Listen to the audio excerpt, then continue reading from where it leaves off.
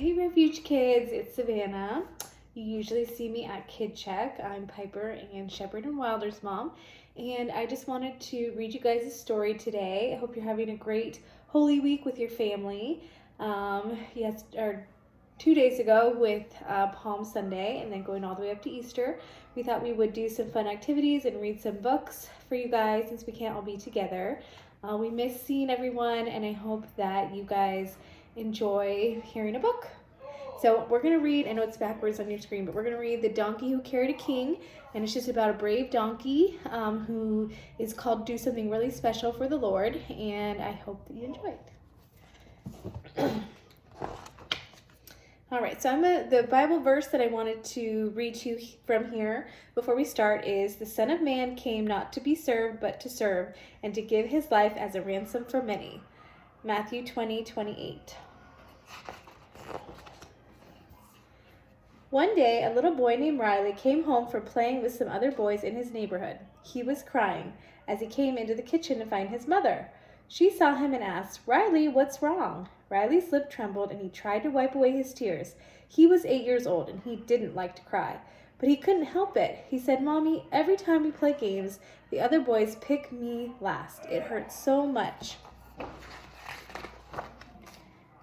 Just then, Riley's father and grandfather walked in. Riley's mother told them, "Riley has had a hard day. The other boys have been picking him last for their games."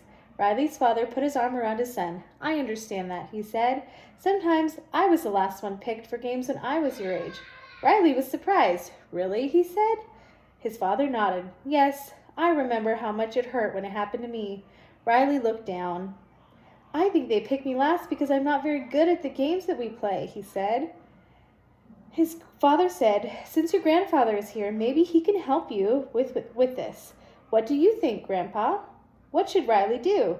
Grandpa thought for a second, then he said, "Riley, have you ever heard about the donkey who carried a king?" The corners of Riley's mouth tipped up in a smile because he knew he was about to hear another of Grandpa's wonderful stories. "No, Grandpa," he said, "I've never heard that story, but I'd love to hear it now." So Grandpa sat down and Riley sat on his knee. Riley didn't feel too old for that. "You know, Riley," Grandpa started, "several years ago I went to Jerusalem and I saw a funny sight. Lots of people rode on little donkeys. The donkeys in Jerusalem are small compared to the ones here in America. They only grow to be about 3 or 4.5 feet tall. The sight of a grown man riding on one of these donkeys made me giggle. The man had to keep his knees bent way up to keep his feet from dragging on the ground. And the little donkey the man was riding just kept going right down the street, bearing the man on his back. I want to tell you about a donkey just like that little donkey I saw in Jerusalem. The donkey in my story had never been picked for anything. He wondered whether he would ever be chosen to do a job at all. But one day he was picked for a very special task. Many years ago, there was a little donkey named Davy. He lived in a village close to the holy city of Jerusalem. He was too young to work, so he was kept in his pen. He had brothers and sisters, but none of them could play with him because they had jobs to do. Sometimes they carried sacks of olives for their master. Sometimes they worked for people in the community, and some of them even carried grown adults on their backs. Davy didn't have to carry anyone or anything. All he did every day was stand and wait, eat and sleep. It was boring, and Davy was often unhappy because it seemed no one wanted him to do anything. The other donkeys who were kept in Davy's pen told stories about the famous donkeys of history. One had belonged to a man named Balaam. A wicked king asked Balaam to give a prophecy against God's people. As Balaam was riding the donkey to the place where the people of God were camped, an angel blocked the path. The donkey stopped. Balaam couldn't see the angel, so he got very angry and hit the donkey. Then the Lord God gave the donkey the power to speak. The donkey asked, "What have I done to you that you have hit me?" Balaam said, "You are not treating me right." Then God let Balaam see the angel. The angel said, What you are planning to do is wrong." When Balaam heard that, he decided not to prophesy against the people of God. The donkeys also told a story about old Barnabas, one of the older donkeys who lived with them. Years before, Barnabas had lived in the town of Nazareth. His owner was Joseph, a carpenter. Joseph and his wife Mary, who was about to have a baby, had to go to his hometown of Bethlehem. Mary rode on Barnabas's back. When they arrived in Bethlehem, it was time for Mary's baby to be born. All the inns were full, so they spent the night in a stable where animals were kept. There, Mary had her baby. His name was Jesus. They knew he was the Messiah who had come to save his people. Afterwards, Barnabas carried Mary and the baby Jesus back to Nazareth. Davy liked to hear about the famous donkeys and the important things they had done. He wanted to do a big job too, but his master never picked him to do anything. But one day, all of that changed.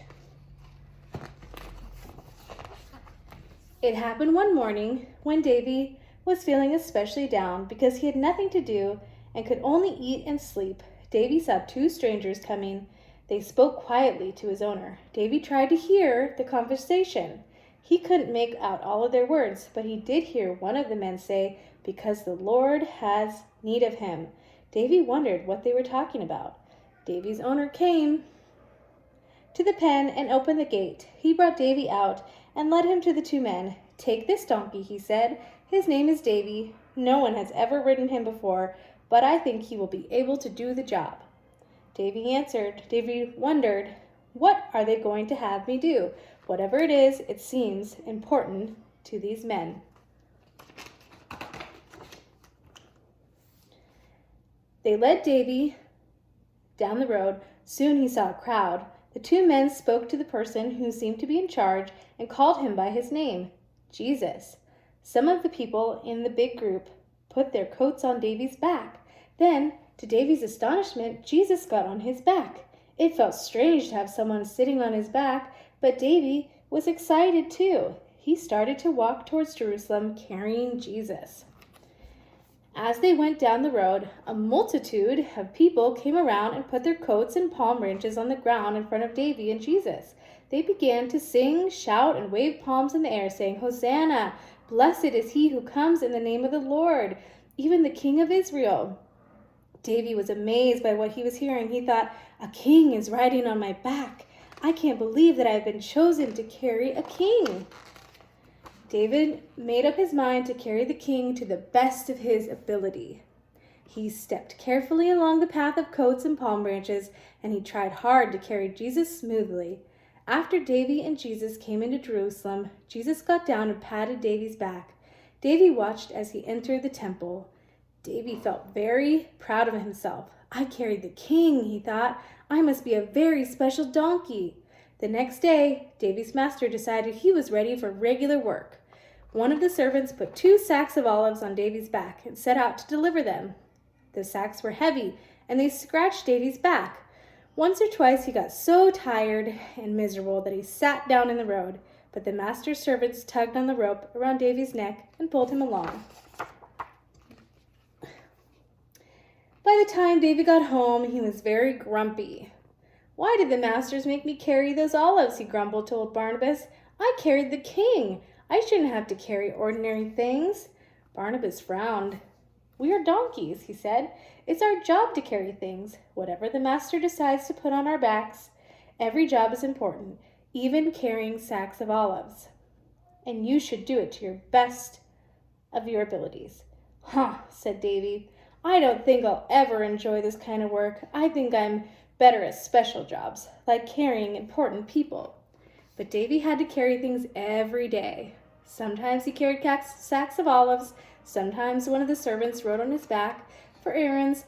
Davy didn't enjoy any of it. He couldn't understand why his master was giving him such ordinary tasks.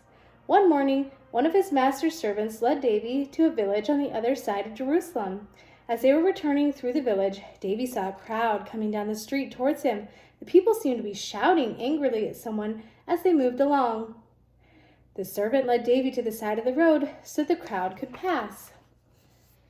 Davy saw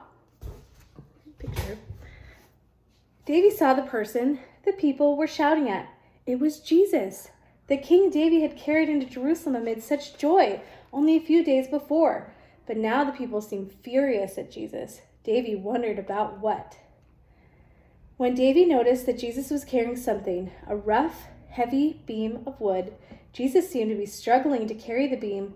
With a gasp, Davy saw that Jesus was hurt. His back was covered with cuts and bruises, and his head was bleeding, where it was being scratched by a circle of sharp thorns. Suddenly, Jesus fell down. He couldn't carry the beam any further. Davy wished with all of his heart he could carry the beam for Jesus. He tugged at his rope, but the servant held him back. The soldiers who were with Jesus grabbed a man from the crowd and made him carry the beam. The crowd went on down the street, and the servant led Davy away. He was confused and sorrowful. They shouldn't have made Jesus carry that awful beam, he thought. He's the king. Why did he have to carry it? Why were they so angry? When he got home, Davy found old Barnabas. I saw something terrible today, he said. The king I carried was hurt, and the people made him carry a big wooden beam. Why did they do that? Barnabas looked at him kindly. I remember when I carried Jesus and his mother home from Bethlehem, he said. His mother and his father knew that he would die to save his people. Someone had told them so. It seems that prophecy has come true. The king was carrying the beam of the cross on which he was going to be crucified. Davy was amazed. So the king was being a servant to others, he said. Yes, Davy, Barnabas said. It's a terrible thing that he was being treated so badly, but what he is doing is wonderful. Davy was quiet for several minutes. At last he said, if the king was willing to carry that terrible beam, I will not complain about carrying our master's olives. I will follow Jesus' example and be a willing servant. Grandpa looked at Riley and said, Riley, until that day when Davy was picked to carry Jesus in Jerusalem, he had never been given anything to do. His masters never picked him for even the easiest task, but the other boys do pick you for your games. So I'd like you to try to be thankful you have a chance to play. Can you do that for me, Riley? Yes, Grandpa, Riley said. You're right. I know I should be thankful I get to play even if I'm chosen last. Good, Grandpa said with a smile. Also, do your best to be content with whatever you are asked to do, because every player and every role is important. If you are picked to do something special, don't get proud like Davy. If you are given a job that doesn't seem to be too much fun, do your best at your job anyway. Remember that God the Father chose Jesus for the worst job of all. But he did it willing to please this Father and to save his people. Wow, you're right, Grandpa, Riley said. I never thought about it that way before. Grandpa gave Riley a quick hug. But let me tell you the rest of the story, the part that Davy didn't understand. Jesus died on a cross that day. When he died, he gave his life to save his people from their sin. In a way, he carried their sin and their guilt. By dying for them, he took the punishment that they deserved for sinning against a holy God. The punishment you and I deserve. He was a king, but he was a servant to his people. And do you know what, Riley? Jesus didn't stay dead. He rose again from the grave 3 days later, and he reigns forever with his Father in heaven. That's the best news of all. Riley grinned. It sure is, Grandpa, he said. He's the greatest king of all, and I want to serve him and do whatever he asks me to do, whether it's a little job or something very important. All right, I hope you guys liked that story, and it's super important to think about the jobs that God has given us and how each one of us can do a really good job with whatever God has asked us to do. I hope you guys are having a wonderful week, and I hope that we can all meet together again soon.